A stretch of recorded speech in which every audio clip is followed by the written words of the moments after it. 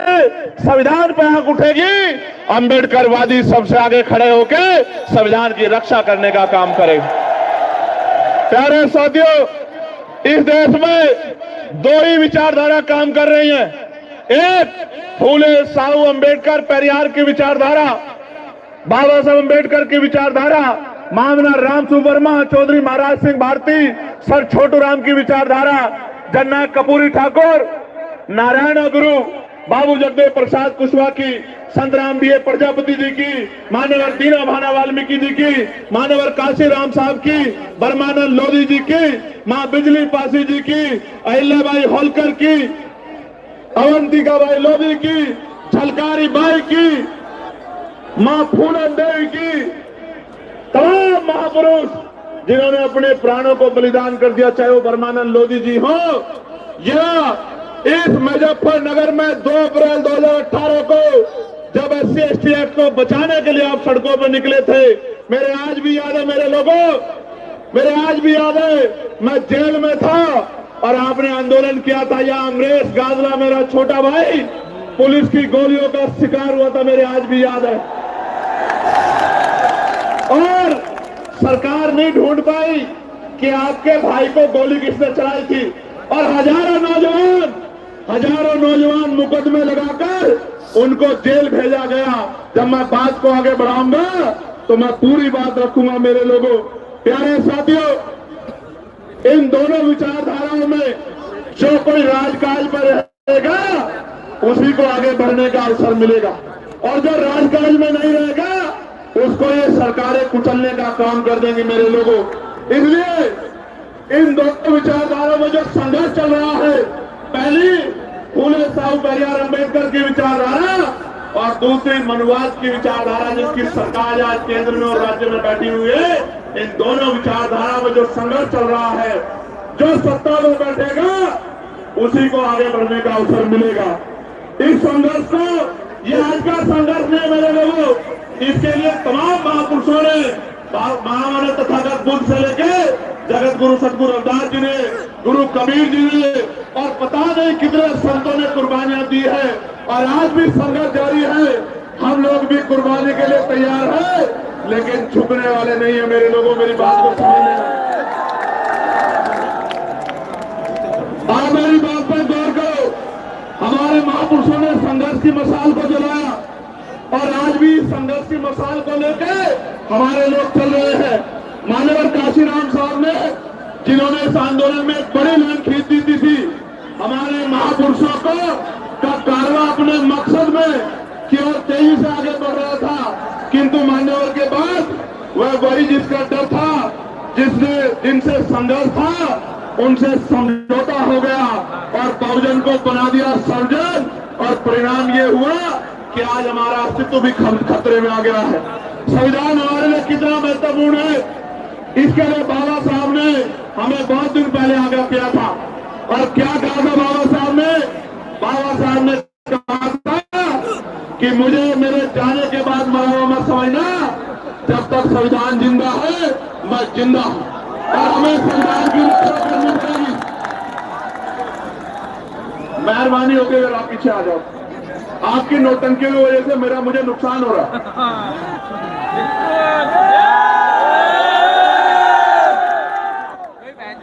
क्या मैं ये मानूं कि ये मेरे लोग नहीं है?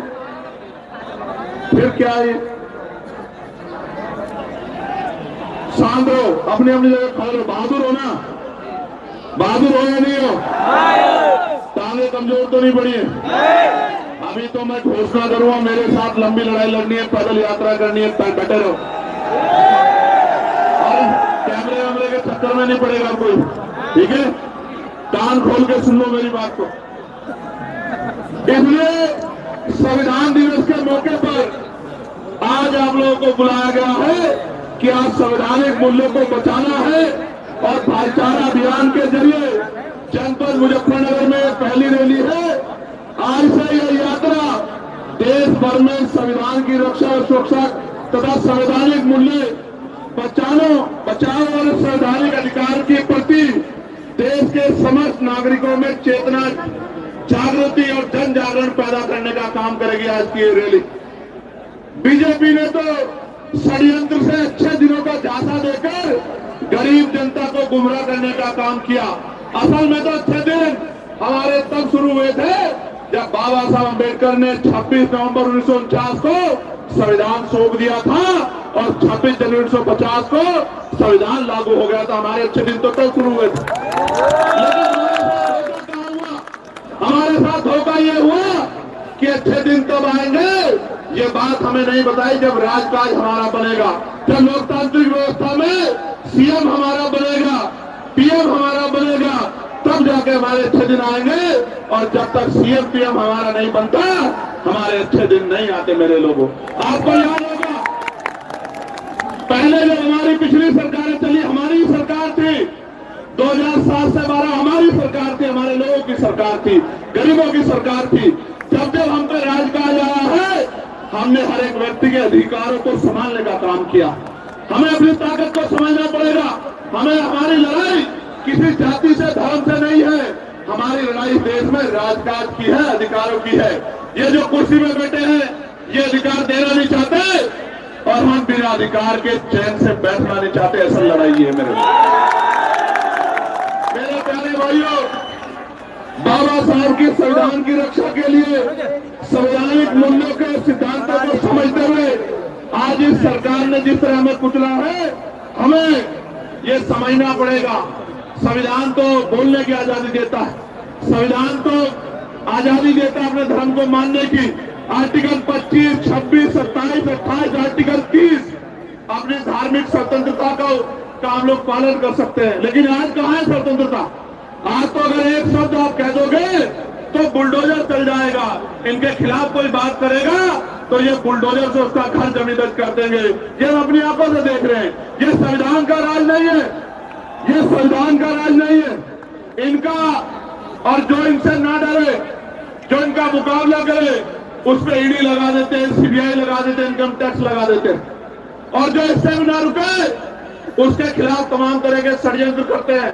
आज की ऐतिहासिक गवाही इस बात की है, लखनऊ और दिल्ली में बैठे हुए लोगों को बताना मैं चाहता हूं, एक नहीं 1 लाख षड्यंत्र कर लो, अब ये गरीब किसी के बहकाव में नहीं आएगा। अभी अपनी ताकत बना के रखेगा, मुझे भरोसा।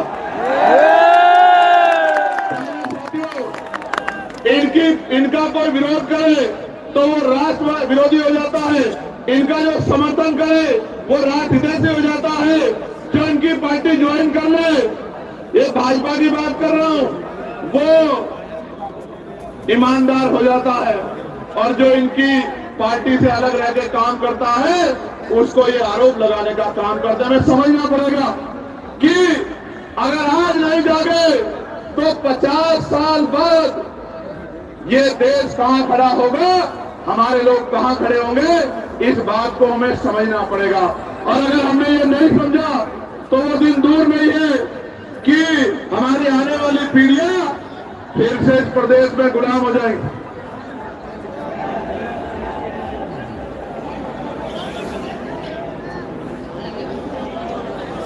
प्यारे साथियों, हमारी लड़ाई कोई साधारण लड़ाई नहीं है।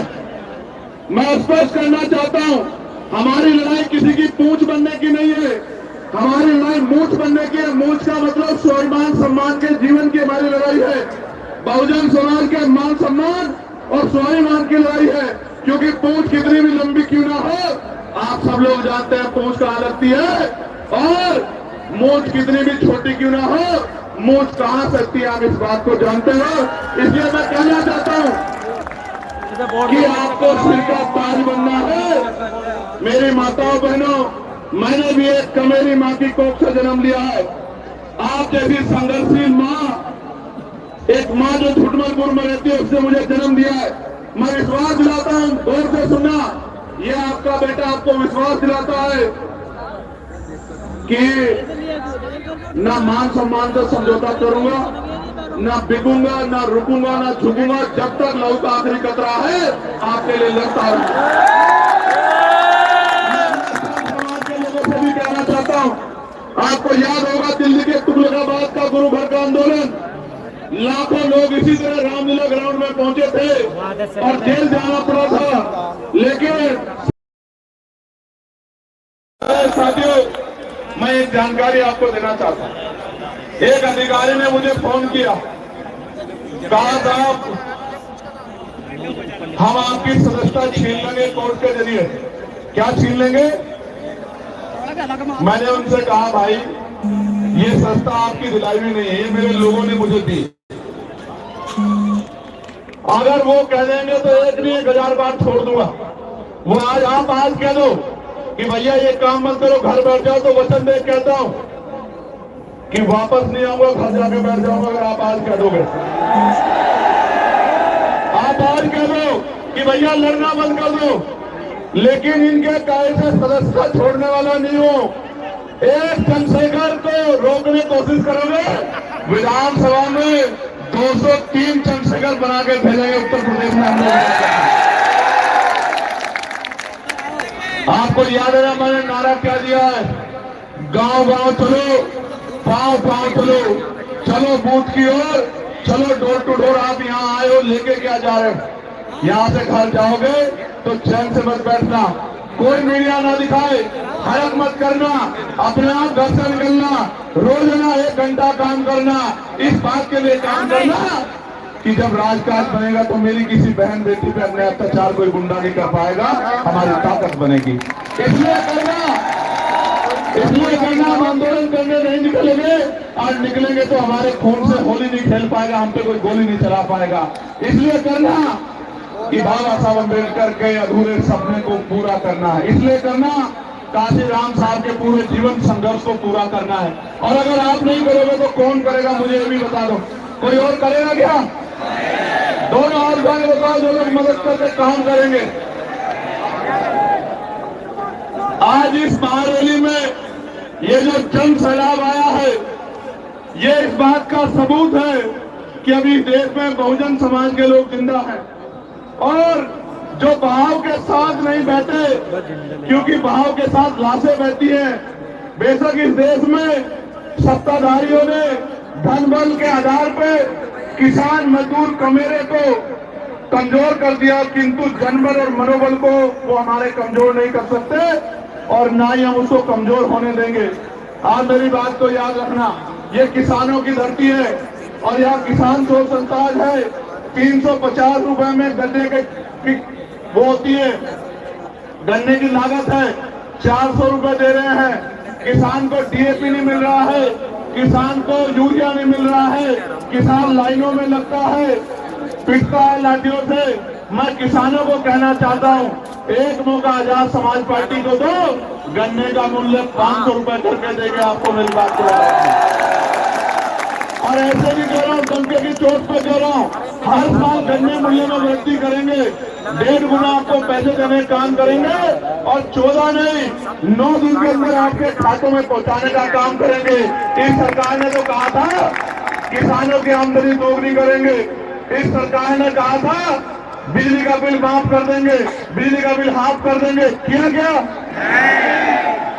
और बड़े बड़े मीटर लगा के किसानों को कमजोर करने का काम किया। इसलिए आपसे कह रहा हूं, किसान भाइयों से कह रहा हूं, पश्चिम उत्तर प्रदेश के लोग मेरठ हाईकोर्ट बेंच की मांग कर रहे हैं। मैंने पार्लियामेंट में आवाज उठाई, एडवोकेट प्रोटेक्शन एक्ट लागू होना चाहिए। मैं आज आपसे कह रहा हूं, राजकाज बनेगा तो मेरठ में जो हाईकोर्ट की बेंच बनवाने का काम हम लोग करेंगे, किसी और की जरूरत नहीं पड़ेगी। गौर से सुनना, एक टहनी एक दिन पतवार बनती है, एक चिंगारी दहकर अंगार बनती है, जिसे सदा रोना गया मिट्टी यूं ही मिट्टी समझकर, वही मिट्टी एक दिन मीनार बनती है, वही मिट्टी एक दिन मीनार बनती है।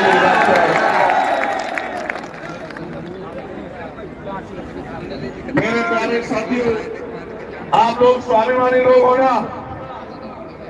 स्वाभिमानी लोग हो या नहीं हो बताओ?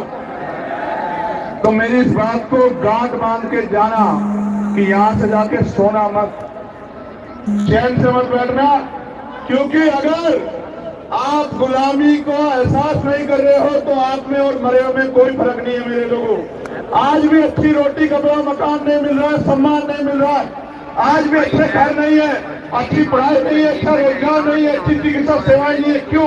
75 साल से कांग्रेस भाजपा के लोगों ने किया क्या है? सिर्फ वोट के आधार पे कुर्सी बैठने के अलावा क्या किया? उनको मेरे लोगों का दर्द क्यों नहीं दिखाई देता? उनको हमारे घरों में गुंडागर्दी क्यों नहीं दिखाई देता?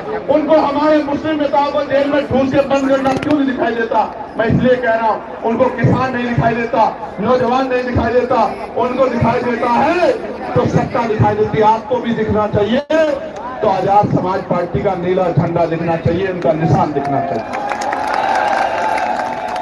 दोबारा पूछ रहा हूं, स्वाभिमानी लोग हो ना? स्वाभिमानी लोग हाथ तो नहीं फैलाते? तो भीख मांगना बंद करो, सरकार से सत्ता का प्रबंध करो। मांगने वाले हाथ मत रखो, सत्ता बना के देने वाले बनो। आज जिनसे सड़क रोजगार मांग रहे हो, कल सत्ता में आके रोजगार देने का काम करो, लोगों के आंसू पूछने का काम करो। आप यहाँ इतनी बड़ी संख्या में आए, आज आपने मेरी हिम्मत बढ़ाई। मैं आपको विश्वास दिलाता हूँ इस संविधान की शपथ लेके कि जब तक मेरे शरीर में लहू का आखिरी कतरा है, एक कदम पीछे नहीं हटेगा। चंद्रशेखर, इस बात को याद रखें। हापुड़ के लोगों को धन्यवाद देता हूं, बुलंदशहर के लोगों का धन्यवाद देता हूं, गौतम बुद्ध नगर गाजियाबाद का धन्यवाद देता हूं, बागपत मेरठ का धन्यवाद देता हूं, अमरोहा का, संभल का, मुरादाबाद का धन्यवाद देता हूं, बिजनौर के लोगों का धन्यवाद देता हूं, सहारनपुर शामली के लोगों का धन्यवाद देता हूं और सबसे ज्यादा धन्यवाद मुजफ्फरनगर के लोगों का देता हूं। मेरी बात का ध्यान रखें। और आज धन्यवाद दे रहा हूं, कल कलम से आपकी ताकत और आपके सम्मान को मजबूत करने का काम करूंगा। मदद करोगे नहीं करोगे बताओ? ऐसे उठाओ दोनों और मुट्ठी बंद करो। मैं जिन हमारे जिले की टीम का, विधानसभा की टीम का, प्रदेश की टीम का, मंडल की टीम का, जिन्होंने इतना अच्छा कार्यक्रम कराया, मैं उनका बहुत बहुत धन्यवाद देता हूं। कल अखबार पढ़ना आपकी खबर इतनी सी होगी और आपके विरोध में अगर 20 लोग कहीं खड़े होंगे तो उनकी खबर इतनी बड़ी होगी। क्यों? क्योंकि आपकी बढ़ती ताकत से सबके पैर उखड़े हुए हैं। मेरी बात को आप याद रखना। इसलिए मैं आपको बार बार कहता हूं, इधर उधर मत ध्यान देना, अपने लक्ष्य पर ध्यान देना। समय बदलेगा, सबका इलाज होगा। मेरी बात को आप याद रखना। किसी को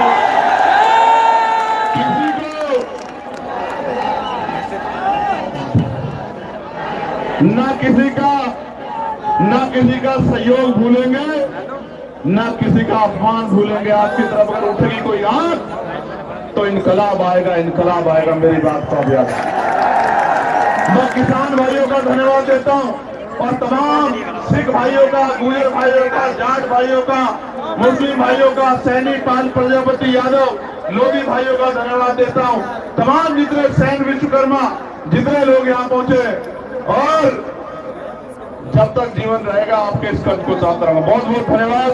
जय भीम, जय भारत, जय मंडल, जय जोहार, जय संविधान। 1 जनवरी के बाद क्या होगा? 1 जनवरी के बाद क्या होगा? ये जो बाबा जी घूम रहे थे ना, अभी कह रहे थे हिंदू राष्ट्र बनाना है, और कह रहे थे हम तो भविष्य देख लेते हैं। वो कहते हम तो भविष्य देख लेते हैं। उनके यहाँ रहते दिल्ली में आतंकवादियों ने बम ब्लास्ट कर दिया, बाबा को खबर नहीं हुई। समझो मेरी बात को, समझो क्या कह रहा हूं, समझो, जिम्मेदारी से समझो। आज वो हिंदू राष्ट्र बनाने की बात कर रहे हैं, संविधान को कुचल के। कल अगर चंद्रशेखर आजाद बहुजन राष्ट्र बनाने के लिए निकल गया 85% लोगों को लेके ना, फिर देख लेना क्या होगा। अगर ऐसे चलाना चाहते संविधान के साथ चलो। आप अपने धर्म को मानो, आप अपने, किसी के धर्म से कोई डर नहीं। लेकिन अगर संविधान के खिलाफ कोई जाएगा तो मुकाबला पूरी जिम्मेदारी से होगा। याद रखना मेरी बात। बहुत बहुत धन्यवाद। हेलो, माननीय राष्ट्रीय अध्यक्ष जी, आपके विचारों से यहाँ आई हुई लाखों की संख्या में लोगों ने बहुत ही सबक लिया है। आपकी बुनियाद की मेहनत और आपकी चेतना से ये भैया समाज के लोग और आपके प्रत्येक विचार पर, प्रत्येक नीति पर कदम से कदम गिराकर चलेंगे। धन्यवाद।